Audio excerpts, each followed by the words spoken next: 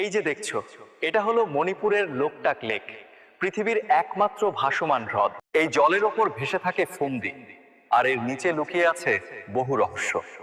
কিছু রহস্য এখনো বিজ্ঞানও বুঝে উঠতে পারেনি। এটা হলো ফুমদি। দেখতে মাটির মতো লাগে, কিন্তু আসলে এটা জলের ওপর ভাসে। পুরো হ্রদটা যেন এক জীবন্ত রহস্য, নিজের মতো করে বেঁচে আছে নিঃশব্দে।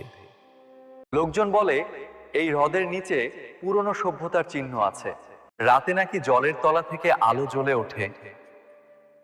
কেউ কেউ সেটা নিজের চোখে দেখেছে বলেও দাবি করে।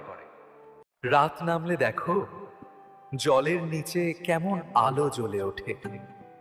কেউ বলে এটা প্রকৃতির খেলা, কেউ বলে অন্য জগতের ইশারা।